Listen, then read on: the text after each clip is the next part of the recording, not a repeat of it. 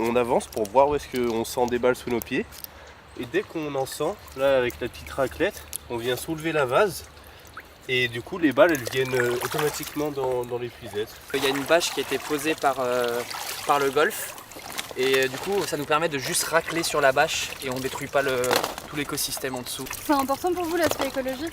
Bien sûr. C'est principalement pour ça qu'on fait ça. Ah là quand on voit le nombre de balles qu'on récupère, il y en a vraiment énormément et C'est aberrant de les laisser pourrir au fond de l'eau quoi. Surtout qu'elles pourraient avoir une nouvelle vie parce qu'elles sont totalement réutilisables. Malgré les idées reçues qu'il y aurait dessus par beaucoup de golfeurs, comme quoi les balles passées dans l'eau perdent de leur propriété, c'est pas vrai. Il y a des golfeurs, ça fait des années qu'ils jouent, qui ont des très bons niveaux, et ils jouent encore avec des balles d'occasion. C'est surtout qu'on trouve des balles qui ont été frappées qu'une seule fois. Par exemple là, on va avoir une balle qui est vraiment blanche. On passe un coup de main dessus, il y a presque plus rien, alors que là on voit une balle qui est vraiment usée, qui sera donnée, voire ce sera pas vendue. en fait on a un hangar, donc là on est un petit peu, on est à 2 heures d'ici. On va tout mettre dans une cuve et après on les laisse tremper un petit temps. Une fois qu'on a fait ça, on les lave, on les fait sécher et on les trie directement par marque et par modèle. Il va y avoir des balles qui valent rien, genre 10 centimes même pas. Ouais. Balle de practice. Ouais. Et après les plus chers, il y en a vraiment des rares, par exemple avec des logos.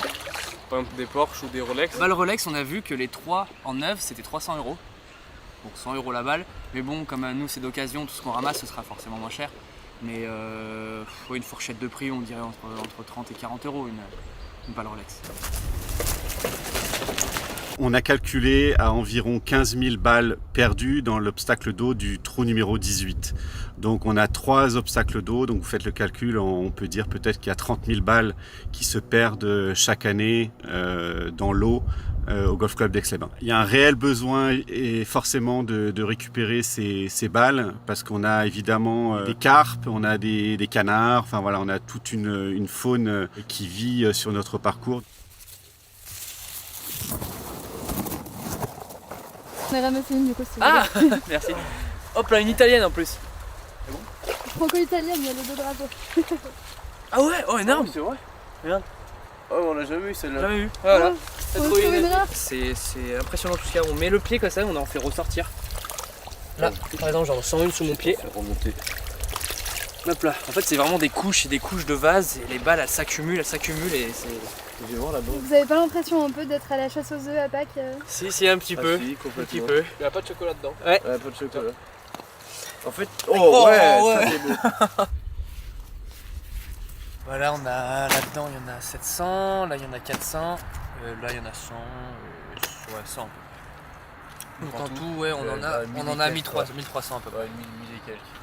1300 en 2 heures, dans un golf où on est déjà venu, c'est pas mal. Ça, une balle neuve, les Strixon c'est 30 € les 12. Et nous les 12 on va les vendre environ 12,99. Donc c'est moitié moins cher. C'est le but aussi, c'est de permettre l'accessibilité, ouais, d'ouvrir le golf à tous, même ceux qui n'ont pas forcément les moyens d'y jouer, parce que le golf c'est un sport très cher. On montre un peu la concu sur le Parisien, on peut. C'est quoi? C'est Canal+.